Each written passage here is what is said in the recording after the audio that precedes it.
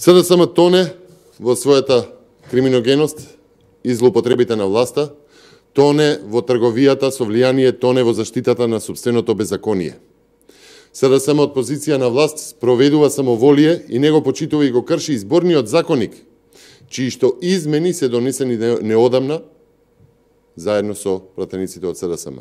Според законот, во изборниот период, кој се смета од денот на распишување на изборите, во случајот 8 февруари, кога беше подпишано решението за распишување на 6-тите председателски избори, не смее, ќе цитирам, да се вршат исплаќање на плати, пензии, социјална помош или други исплати и материјални надоместоци од буџетски средства или од средства на јавните фондови, кои не се редовни месечни исплати, па се продолжува, ниту да се оттуѓува државен капитал, ниту да се подпишуваат колективни договори, понатаму.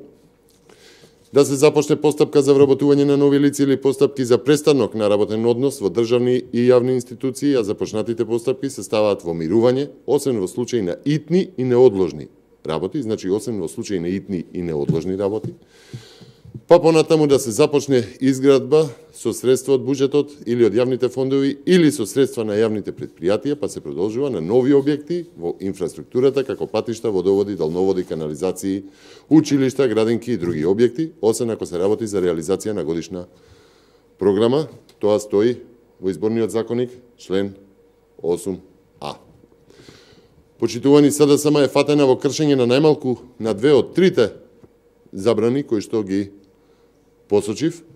До Државната комисија за спречување на корупцијата поднесени се 12 приговори за случаи кои не може а да не се предмет на разгледување како корупцијски.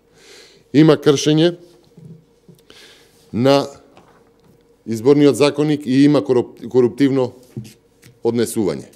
Ке наведам дел од овие случаи кои како настани се пренесени во медиумите.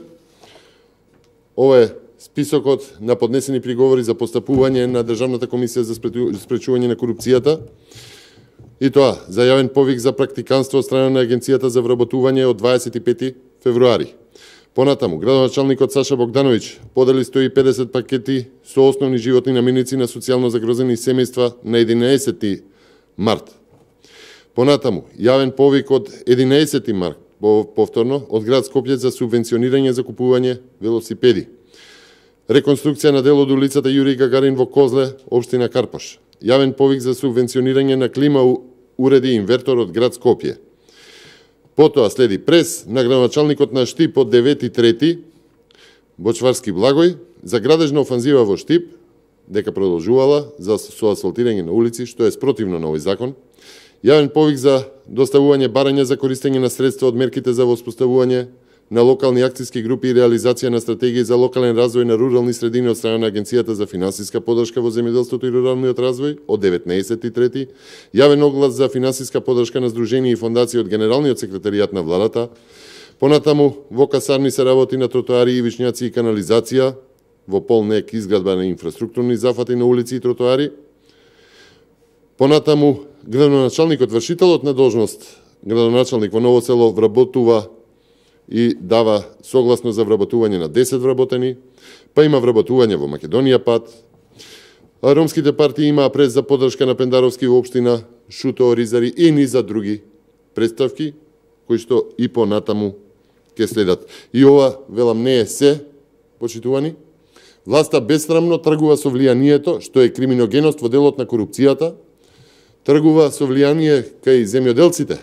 Имено на 4 и на 5 април, во екот на изборна кампања, се пофалија дека ги исплатиле долговите кон 2000 лозари, долгови преземени од винариите. Одлуката на владата за обештетување беше донесена на вонена седница на владата во очи на распишувањето на изборите, буквално часови до распишување на претседателските избори. Внимавајте, се работи за 2000 земјоделци на кои им се дадени пари над 1.250.000 евро од буџетот при започната кампања, и тоа не може да се гледа подалеку од коруптивно однесување. Почитувани, ќе искористам оваа прилика и да одговорам и на обвинувањата од СДСМ за лажни вести за односот на функционери од СДСМ и на други функционери од власта кон Државната комисија за спречување на корупција. Иако од СДСМ велат дека се доставени сите пријави на функционери до комисијата согласно законските обврски, антикорупцијска во свое образложение вели дека не поседува документи и информации за најмалку 19 функционери согласно Законот за спречување на корупција и судир на интереси. Еве вели во однос на бараните документи кои се однесуваат на лица беше констатирано дека Државната комисија не располага со бараните информации и документи, а за кои ќе наведам дел од нив.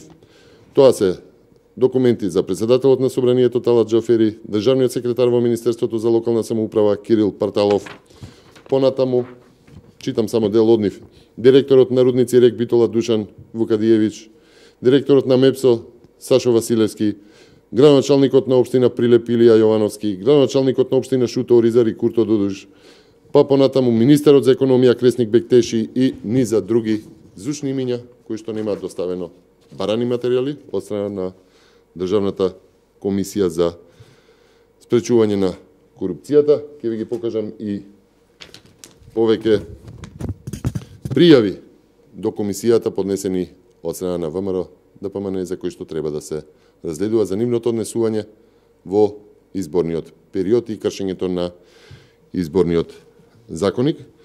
Почитувани, ова само покажува дека на државата и е потребно право, и е потребна правдина, и токму овие два збора ќе победат на председателските избори и веднаш потоа на предвремените парламентарни избори. Ви благодарам.